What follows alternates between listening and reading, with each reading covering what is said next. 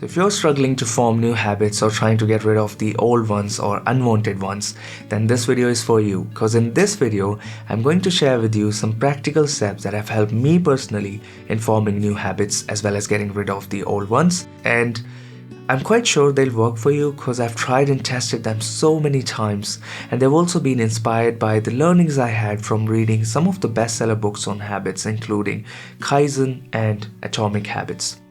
Now, one of the major habits that I've been able to form over the last year is waking up at 4:30 a.m.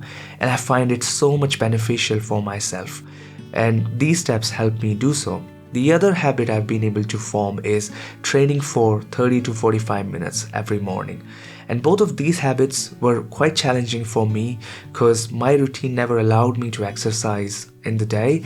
And then also I used to wake up at about 9 a.m. So coming from 9 a.m. to 4:30 a.m. was quite a big one for me. I've been able to achieve that with these steps. So I would like to share them with you so you can also succeed in forming new habits that you are really looking to have in your life. Because we know that habits are a powerful tool for transformation. Now with this, the first step is to start small. The common mistake that most people make with habit formation, and I've done this myself, is they look to transform overnight. So going from no exercise, they would immediately plan to go run for 10 miles the next day. Or if they are just waking up at 9 a.m. like myself, and they would start waking up at 4:30 a.m. What really happens in this case is we put our body in immense pressure, and it's a huge leap outside our comfort zone. That's why we succeed in 1 or 2 days because we have a high motivation when we plan something, but then it starts fading away, and after 2 or 3 days, we just don't want to continue because we don't have the motivation, which was a major driver. And now it feels like a big change to our body, so it resists so much that we just don't want to continue it anymore. What's the beauty of starting small or making very small incremental changes is it's not that big step we need to take initially. So like if I were to talk about waking up at 4:30 a.m. down from 9 a.m., I would first start by waking up at 8:30 a.m. because waking up at 8:30, just 30 minutes before the normal time, is not a big challenge, it's not a big deal. I can do that. And when I continue for a few days, I then now reduce it to 8 a.m. Again, I'm not going directly from 9 a.m. to 8 a.m., but from 8:30 a.m. to 8 a.m. I do this over time, and eventually I can wake up at 4:30 a.m. Likewise, if you are doing the exercise, you start with just a mile a day, and then you keep on increasing it. The important point about habits is they need to be consistently repeated over time, and when you are making small changes, you are able to continue them for a long term, and that's what helps you to form a habit because it takes time. So small steps, they also don't put you in the immense pressure, so you don't have the internal resistance from the body. You don't have to deal with that because it's just a small step outside of your comfort zone, which is very easily manageable. So small steps are really very helpful. When you are making small incremental changes, that is, you are aiming to get better and better and better every time, they compound over time, just like money compounds over time. If you know how money compounding works, you basically invest X amount and then you add a percentage, let's say 1% to it, then it becomes X plus 1%. And now when you add 1% to the X plus 1%, it becomes a higher amount. And then when you add another 1% to X plus 1% plus 1%, it keeps on growing very, very fast over time. And if you look at the graph, then it goes very slow initially, but then it picks up very quickly. In the Atomic Habit, the author talks about the 1% improvement every single day, and when you look at the compounding, it becomes about 37.7 times better if you look at a period of 12 months. So you gotta have a little bit of patience. Habits take time, but these small incremental changes are helpful in ensuring that you are able to form the habits. So start small, stay consistent, and keep on adding up. This is one simple step, and you will find it to be immensely powerful in forming the habits. The second step is to repeat it for a month. Studies suggest that it takes about 21 days, but 30 days is, I would say, a safer point, because after this you would find your habit is concretized and it's kind of now your second nature, where you don't have to think about it and it just happens automatically. Like in my case, I wasn't really waiting for alarm to ring. My body would automatically wake up before even the alarm rings. So this is the transformation I started seeing with the habit automatically. But I was actually starting to seeing it already after 7 or 10 days. And you might be like, okay, well, I formed this habit, so that's good. But that's not true, because after 7 or 10 days, you're still in a state where you could slip back. It's possible, because the habit is still very fragile. It takes some time. So I would say, be conscious and keep repeating for at least 30 days.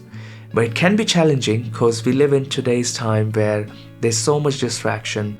We get caught up with so many things that we just forget. And I think it might have happened with you, because it has happened with me before a lot of times, that I started a habit but then I completely forgot about it after a few days, and I would remember it after maybe weeks or even months that yes, I had started a habit, but I completely forgot about it. I got so much soaked in my daily routine.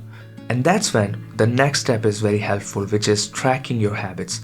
And tracking can be as simple as just keeping a calendar and just putting a cross or a tick mark, whatever makes sense to you, every single day, so you know that you are making progress and you are looking at something every day to get reminded that yes, it's a habit that you are looking to build. Or if you have multiple habits, then you might as well like a template where you just jot down all the habits, write down the months on the right. I'll share a link to the template, which is completely free. You can print it. I just print the template and I use it. I keep it in my bag or at my desk all the time, so I get reminded. I never forget about it. And then I just put a tick every day. And when I put a tick, it also makes me more accountable. And the days when I actually succeed in continuing that habit, it gives me that gratification, that very good feeling that yes, I've completed this habit today and I feel so good about it, and I get more motivated to do it the next day to have the same feeling as well. So internally you are motivating yourself with this practice of tracking. Now you could also do tracking on softwares. There are tools, there are apps available on the phone. You could use any of those just to keep tracking. Remember that it has to work for you. So if an app is working for you, great. And if writing it down on a paper works better for you, then it's better. So just go with whatever works for you the best.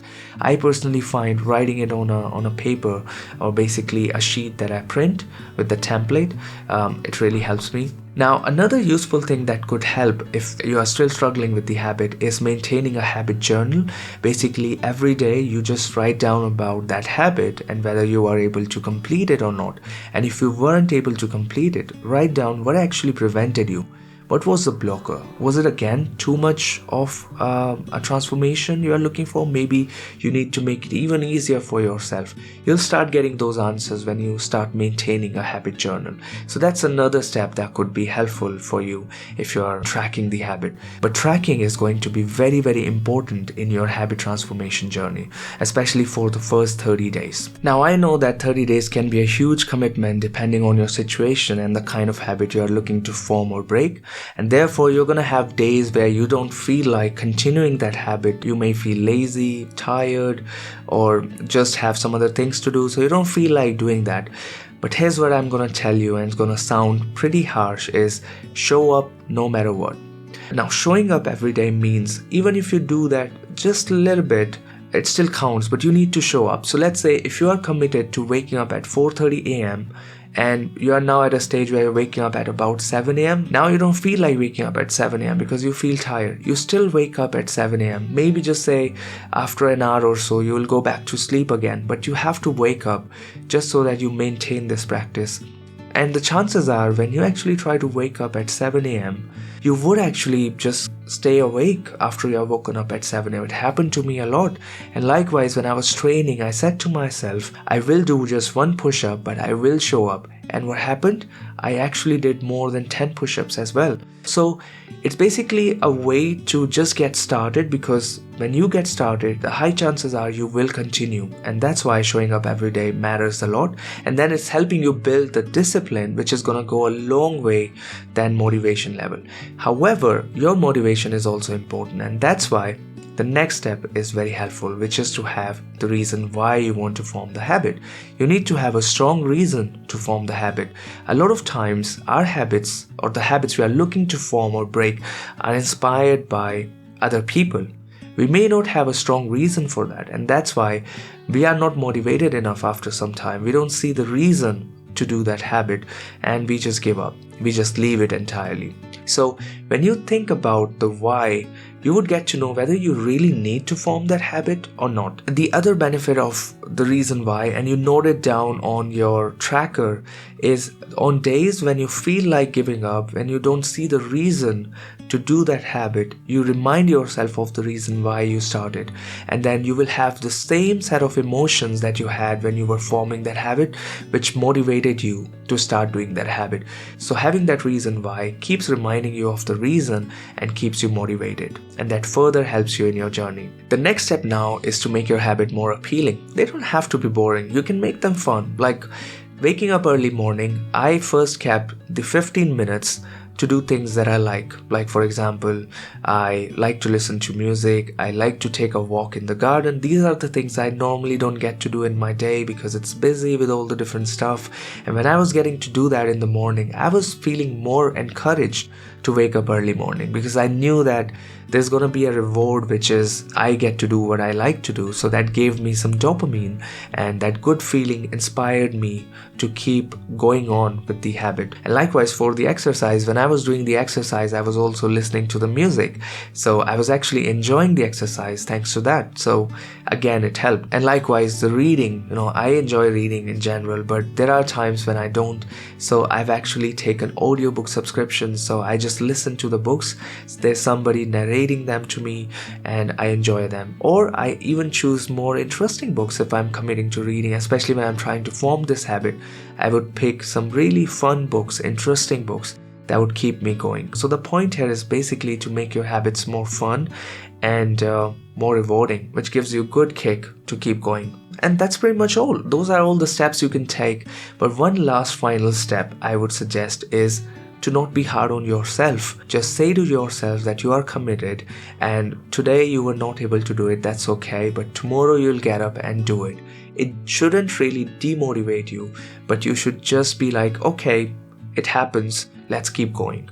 And that's what's gonna keep you going for the long time. And remember that the 30 days is the key to forming the habit and making it your second nature. And those were all the steps. I hope you liked the video, and if you did, please subscribe to the channel to not miss out on more such content which is focused on the self-growth. I really want to see you succeed, and if you see these steps benefiting you, I would like you to write down in the comments and inspire other people. So stay tuned and have a lovely day.